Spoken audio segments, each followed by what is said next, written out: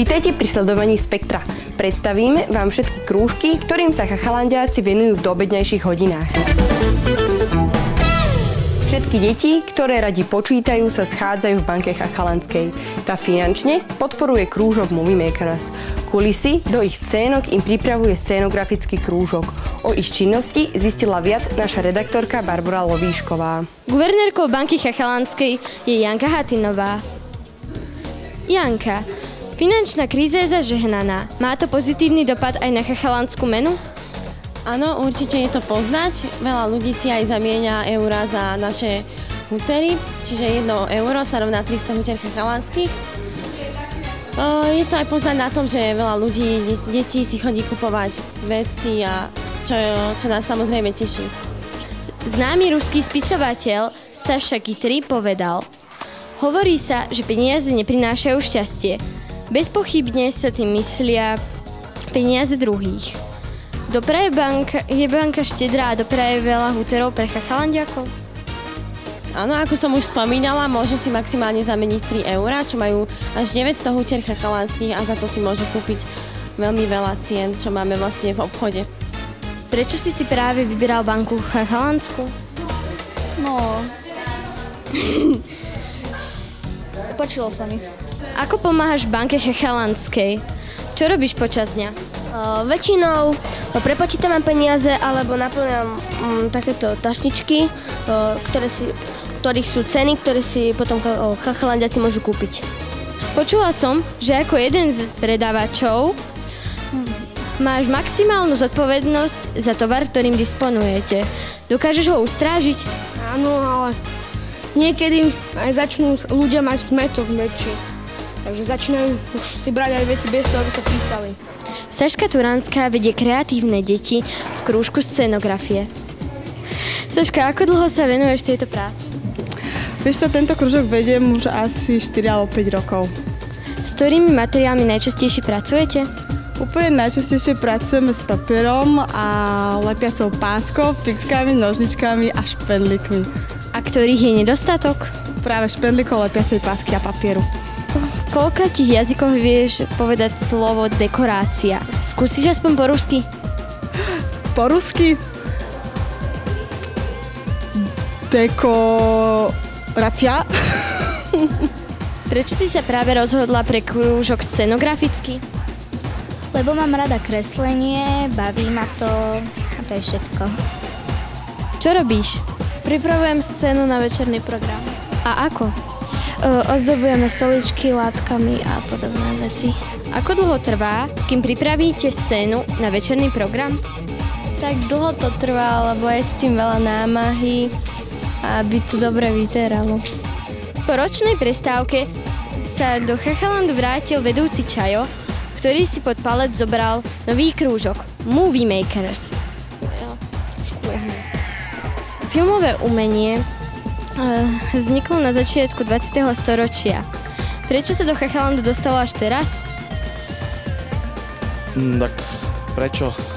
Rozhodli sme sa teda spraviť nový krúžok, no a jeden z nápadov z tých nových krúžkov bol práve tento filmový. Ja som si dovolím povedať, že nakoľko to študujem, tak by som mal vedieť o tom niečo, o tom filme, o reklame a tak som sa rozhodol, že teda prídem s týmto novým krúžkom a skúsime niečo spraviť. Momentálne ideme točiť reklamu pre nášho sponzora iMovia. Používate vo vašom krúžku pri nakrúcení aj technológiu 3D? 3D technológiu? No tak však všetko, na čo sa pozeráš, je v podstate 3D technológia. Ale pokiaľ myslíš takúto štúdiovú, tak tu zatiaľ nepoužívame. Sú tvoje deti šikovné? Moje deti sú veľmi šikovné. V podstate prvý deň krúžku sme už natočili 2 scénky, teraz čakáme na 3. a potom by sme už vlastne išli spracovávať túto reklamu, čiže robiť tomu nejakú tú postprodukciu spolu s deckami. Čo je tvojou múzou? Ja zatiaľ som ešte nehral ani v jednej scénke, ale budem hrať v scénke s mapom. A taktiež vždycky ja veľmi rád kamerujem a preto som v tomto krúžku. A samozrejme rád pomáham Čajovi pri tom a akože nastaviť kameru a tak.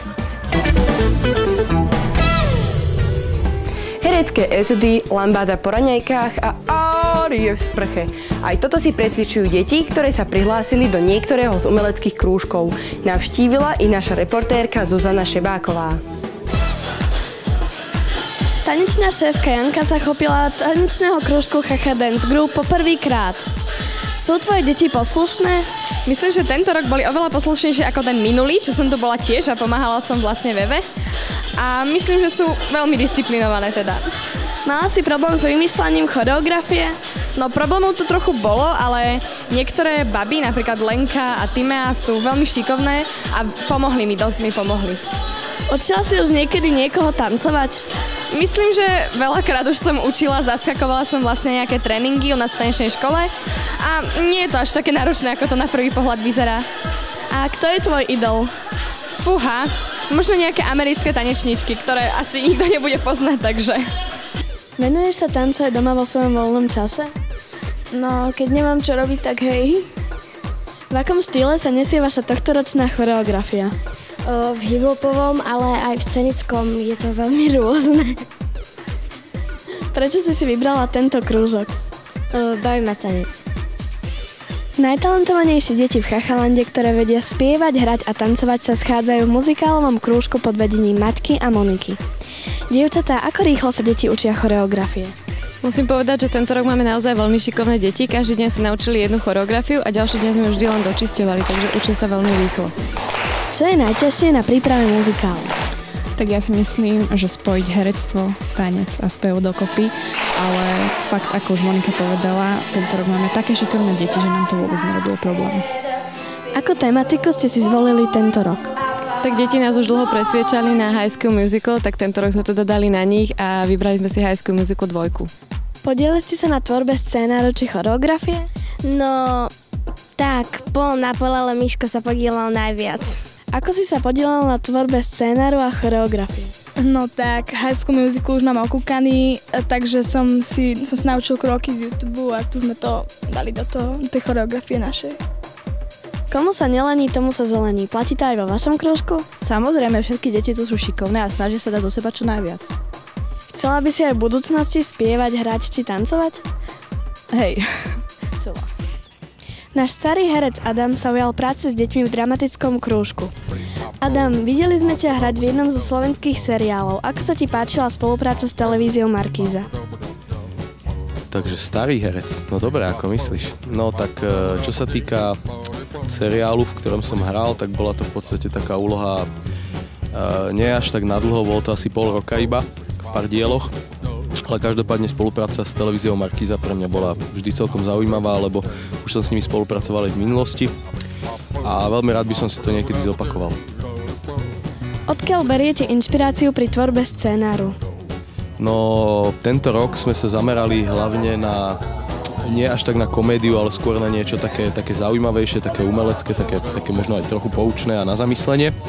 A hlavne sa snažím, keďže 9 dní je naozaj krátky čas na rozvinutie nejakých hereckých kvalít u istých detí, alebo poviem tak, že za 9 dní je to veľmi ťažké, tak sme sa sústredili hlavne a jedine na improvizáciu ako takú, to znamená, že rýchle reagovanie na situácie a improvizácie. Myslím, že každému je to jasné. Majú tvoje decká kreatívne myslenie?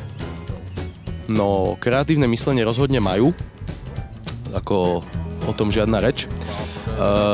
Boli tu aj takí, ktorí mali možno trochu problém s tým, že sa hanbili a boli takí nesmelejší. Tí nás bohužiaľ opustili, pretože toto je niečo, čo sa jednoducho v herectve nedá akceptovať. Ale každopádne umelecké myslenie majú a práve v situáciách, kedy sme sa dostali do nejakých momentov, kedy sme potrebovali naozaj brainstorming, tak ruky vyleteli hore a každý určite prišiel s nejakým kreatívnym nápadom. Prečo si sa rozhodol viesť tento krúžok? To je ťažká otázka, či som sa rozhodol. Ono skôr to možno bude tým, že mne už to tak prischlo tu v tomto tábore a často ľudia, pokiaľ potrebujú niečím dramaticky poradiť, tak idú práve za mnou. Takže asi preto dramatický krúžok. Už mi to tak proste prischlo. Kto je tvoj herecký vzor? Jim Carrey. Dostávaš za svoju prácu nejaký honorár? Nie. Máš obľúbenú postavu z filmového plátna? Najradšej mám Queen a Rachel zo seriálu Glee. Pobyt na slnku, v lese, močiaroch a bažinách. Toto všetko absolvujú deti, ktoré sa prihlásili do športového krúžku alebo krúžku hier v prírode. Porozprával sa s nimi Oliver Gál. Krúžok hry v prírode má na starosti vedúca Peťa. Peťa, čo je náplňou vášho krúžku? No náplňou nášho krúžku je hrať sa rôzne hry v prírode a v príjemnom prostredí. A čo robíte, keď vonku prší? Keď vonku prší, tak ideme do budovy, tam hore do okálu a tam sa rozdelíme na dve skupinky, menší a väčší a hráme sa rôzne hry. Učia sa tvoje deti o rastlinách a živočíchoch v tomto okolí? Keď nám počasie zatiaľ neprijalo, tak zatiaľ nie, ale od zajtra to dúfam bude lepšie, takže pôjdeme na skalu, pôjdeme do lesa a tam si o niečom aj porozprávame. Páči sa ti v tomto krúžku? Určite, hráme tu rôzne hry a sme tu v prírode a to je také hlavné. Páči sa ti tento krúžok? Hej, páči. A prečo? No, lebo sme v prírode a s kamarátmi. Marek je vedúcim najpočetnejšieho krúžku v Chachalande, krúžku športového. Marek, prečo sa ti sem prihlásilo toľko detí? Veľa detí má rado pohyb a prírodu a práve preto si vybrali tento krúžok. Ktorému športu sa venujete najčastejšie? Najčastejšie sa venujeme futbalu a dievčatá si väčšinou vezmú badminton a hrajú sa s raketami. Prišli tvoje deti nejakému úrazu? Zatiaľ sa nám nič také nestalo a dúfam, že sa ani nestane. Marek, ako vyzerá vaša rozcvička? Na začiatku krúžku si rozcvičíme kĺby a zahrejeme sa, aby sme sa následne nezranili. Prečo si vybral tento krúžok? Lebo mám rád šport. Je Marek dobrý vedúci? Je fajn. Čo ťa tu najviac baví? Basketbal hlavne. A venujú sa basketbalu aj mimo tábora? Tak, len tak amatérsky. Je Marek dobrý vedúci? Jasné, že je najlepší, pretože je k nám milý a všetko nás naučí. Čo ťa tu najviac baví? Futbal a rúbanie dreva, pretože ma to celkom baví. Futbal a rúbanie dreva je to celkom fajn. Futbal a basketbal.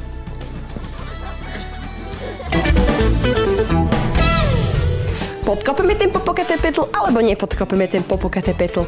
Tak takto sa začína každodenná rozcvička detí v rádiu On Air. Byť v správnom čase na správnom mieste, tak znie heslo chachalandskej televízie a prstoklad nerobí problém žiadnemu z redaktorov novín Chacha Impress. Kristýna Futrikaničová nahliadla do zákulisia týchto krúžkov. Krúžok chachalandskej televízie má na starosti vedúci Maťo. Maťo, čo je náplňou tvojho krúžku? Náplňom nášho krúžku, pretože vedieme ho viacerí, nie som teda tu len sám vedúci. Máme tu ešte kameramana Rickyho, máme tu Josiho, ktorý spravuje rôzne textíky a vás, aby ste vedeli všetko na večer, ako máte vedieť. Ale náplňou teda nášho krúžku je to, aby vzniklo nejaké pekné DVDčko, na ktoré by ste si potom mohli pozerať doma a mali by ste na neho pekné spomienky na tento tábor. Ricky je náš kamerán, preto ho pred objektívom môžeme vidieť len veľmi zriedka. Ahoj. Čo robíš ešte okrem nakrúcania? Tak napríklad starám sa aj o finálnu podobu tých záznamov, čo sme s vami všetko nakrútili a vyzerá to asi takto. Josi, aké je tvoje náplň práce v krúžku? Ja najmä pomáham deťom písať texty. Pokiaľ im to nejde, tak im aj vysvetlím, ako by sa najlepšie mali písať tie texty a taktiež im pomáham sa učiť ich aj načítavať. Ako sa cítiš pred objektívom kamery? Tak pred objektívom kamery sa cítim niekedy sebaisto, väčšinou keď viem ten text na 100%. Keď ho neviem, tak mám dosť veľkú trému, čo je niekedy dosť zlé. Ale tak keď sa to naučím, tak nemám. Čo je to tvojou úlohou? Mám na starosti titulky, píšem tam to, čo sa udialo v Chachalande tento rok. Robí ti problém naučiť sa nejaké texty? No, nerobí mi to problém, len keď mám málo času na nejaký dlhý text, tak vtedy áno. A tebe? No, mne to nerobí veľký problém, iba že ja som taká, že dosť rýchlo niekedy zabudnem, ale ak sa to učím takže to nie je príliš ťažké, tak to je dobré. Ešte teba sa opýtame. No, mne sa učia texty ľahko, ale keď mám veľký stres, tak ich zabudnem a potom je to dosť ťažké nahrávať. Informácie z prvej ruky o dianí v Chachalande nám každý deň prináša krúžok HIN Press pod vedením Piškotky. Ahoj, používate pri tvorbe novín Pantenol alebo Pantone? Pantenol asi nájdeš u zdravotničky, to je nejaký taký liek, a Pantone je šampón, vlasy si tu neumývame. A v akom náklade sa tlačí noviny? Noviny sa tlačia okolo 80 kusov za deň, podľa toho, ako majú deti každý deň záujem. A aké funkcie majú tvoje deti? Moje funkcie prepisujú odkazy, píšu rôzne články a ja to potom upravujem do konečnej podoby do novín a robím dizajn. Aká rubrika je tvoje najobľúbenejšia? Rubrika... tak asi každodenné noviny, ako novinky od detí, čo nám píšu odkazy. Asi to. Veľmi radi ich prekrúcame, alebo ich dokonca komentujeme vlastnými slovami. Aký je obsah vašich novín? No tak prinášame novinky, čo sa bude diať večer, po obede, čo sa dialo predchádzajúce dni a odkazy, čo píšu deti. Kto zbiera informácie? Deti, ktoré pošleme pre odkazy. Ahoj Peťo, Radio On Air v Chachalande doplňa mediálnu sekciu krúžkov. Prečo ste spustili projekt Rádia On Air? No spustili sme ho pretože on už kedysi v minulosti bolo a my sme sa k tomuto nápadu vrátili aj kvôli tomu, že Jožko Vozár to rozbehol na internete ešte pred táborom a rozbehol to veľmi dobre, tak sme si povedali, že by bola škoda, keby sme to v tábore nezrealizovali aj s deťmi. Akú máte štruktúru vysielania? Tak štruktúra je veľmi jednoduchá, máme tam vždy na začiatku privítanie, potom nasledujú veľmi krátke správy s počasím, povieme si, aký máme jedálny lístok, o programoch, niektorý program si taktiež rozvedieme aj podrobnejšie a potom nejaké tie pesničky pomedzi to, niečo zo Superstar zahráme, toho vysielanie má vždy tak do 3/4 hodinky. Aké máte pesničky vybrané z Ačkovej rotácii? Tak teraz podľa názvu, ja nie som zrovna ten, ktorý počúva rádiovky, takže ja názvy neovládam, ale mám taký playlist od Mapa či od koho, kde sú proste hitovka za hitovkou, ja nepotrebujem ani pozerať na názvy, to sa tam dá proste hádzať jedno za druhým. Ahoj, čo práve robíš? Ahoj, tak ja si teraz prečítam text, ktorý budem čítať tuto na mikrofón do rádia.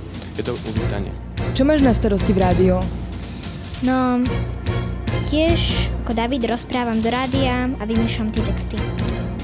A ty? Ja robím to isté. Ja som redaktorka počasia. A ty? Ja som redaktor. Čo robíš v rádiu? Hlasné správy. Ukázali sme vám činnosť všetkých našich krúžkov a mne nezostáva nič iné, ako vám poprieť príjemné sledovanie nasledujúceho programu Chachaland hľadá Superstar.